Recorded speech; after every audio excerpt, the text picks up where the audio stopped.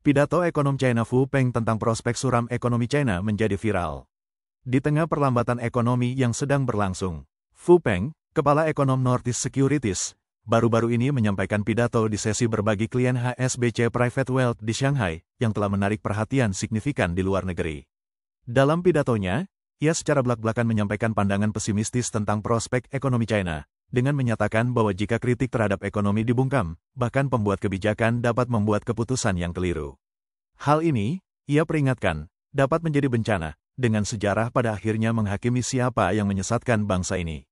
Terdapat rumor online bahwa Fu telah dipanggil untuk diinterogasi. Menurut laporan media, acara tersebut diadakan pada tanggal 24 November di Hotel Mandarin Oriental di Pudong, Shanghai. Pidato Fu, berjudul Tinjauan tahun 2024 dan Prospek 2025, Risiko Lindung Nilai versus Soft Landing, mengeksplorasi terbatasnya pilihan ekonomi China di tengah tantangan akibat perubahan demografi dan runtuhnya kelas menengah. Fu, lulusan University of Reading di Inggris dan mantan karyawan Lehman Brothers serta Salomon Investment Group, kembali ke China pada tahun 2008 setelah bekerja di institusi seperti China Futures dan China Galaxy Securities. Ia menjadi kepala ekonom Northeast Securities pada tahun 2020. Menurut transkrip pidato Fu yang beredar online, tantangan ekonomi China sudah ada sebelum pandemi, dengan masalah besar muncul sejak tahun 2019. Situasi tersebut semakin memburuk. Ia menyebutkan faktor-faktor seperti perang dagang yang semakin intensif selama masa jabatan kedua Trump, penurunan tingkat kelahiran, penurunan pendapatan, dan penurunan konsumsi sebagai faktor yang memperburuk situasi. Fu mencatat bahwa tren global menuju politik sayap kanan tidak dapat dipisahkan dari tantangan ekonomi, dengan konflik ideologis sebagai intinya.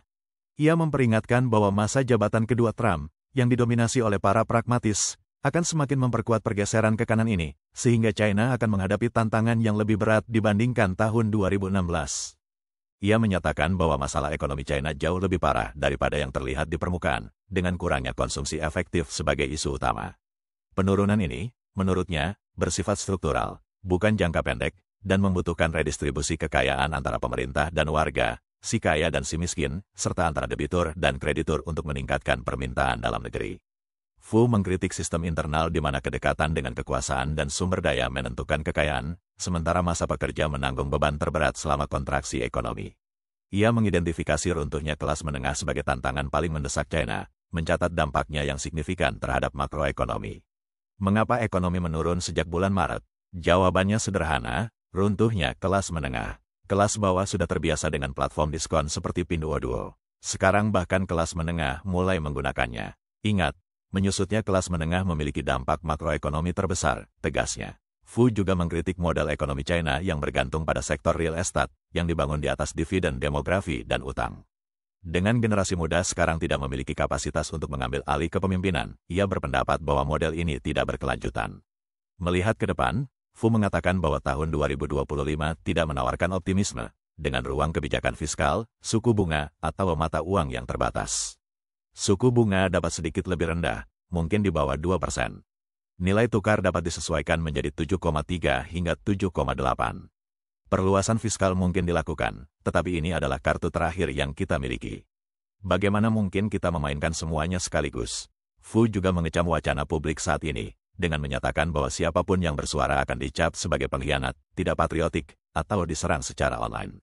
Ia memperingatkan bahwa membungkam perbedaan pendapat akan menyebabkan misinformasi yang meluas, dengan para pembuat kebijakan akhirnya membuat keputusan yang membawa bencana. Sejarah akan menilai dengan akurat siapa yang benar-benar menyesatkan masyarakat dan bangsa, ujarnya. Patut dicatat bahwa sejak tahun lalu, para pemimpin top China, termasuk Xi Jinping dan anggota Komite Tetap Politbiro Chaiqi, menekankan pentingnya mempromosikan optimisme ekonomi. Dalam setahun terakhir, beberapa ekonom China menghadapi sensor karena menyampaikan pandangan yang tidak sesuai dengan narasi resmi. Hal ini termasuk Lu Qipeng, mantan dekan Sekolah Bisnis di China University of Political Science and Law, dan Bin, ketua Shenzhen Oriental Harbor Investment Management, blogger keuangan Hong Rong, Chen Xiaohong, pendiri Guanghui, komentator terkenal Sui Bai, ekonom Ma Guangyuan, penulis keuangan Wu Xiaobo, dan penasihat investasi senior Su Xiaoyu. HSBC secara mendadak mengumumkan pada tanggal 28 November bahwa sesi kedua Fu yang dijadwalkan pada tanggal 30 November dibatalkan karena force majeure. Desas-desus bahwa Fu dipanggil untuk diinterogasi segera menyusul, tetapi hal ini segera dibantah oleh Fu dan Northeast Securities, yang menyatakan bahwa ia belum pernah diperiksa oleh regulator. Meskipun rekaman rincian pidato Fu telah disensor di China, rekaman berdurasi 84 menit tersedia di YouTube, dengan transkrip sepanjang 28.000 kata beredar di platform media sosial X hingga tanggal 2 Desember. Potongan pidato tersebut masih ada di Weibo, dan diskusi tentangnya belum sepenuhnya ditekan. Influencer Weibo Imiga berkomentar bahwa banyak isi pidato Fu yang masuk akal. Influencer lain, Pichmil Fortune Master, menyatakan, dia mengatakan hal-hal yang sudah saya ketahui sejak lama. Sebagian besar pandangannya sejalan dengan pandangan saya, jadi videonya terasa seperti perpanjangan suara saya di internet.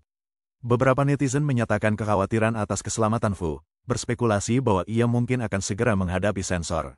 Komentator independen Chai Sen-kun menulis pada tanggal 1 Desember bahwa pidato Fu kepada klien HSBC menggunakan bahasa yang relatif sederhana daripada jargon ekonomi untuk mengungkapkan beberapa kebenaran pahit, dan bergema secara luas.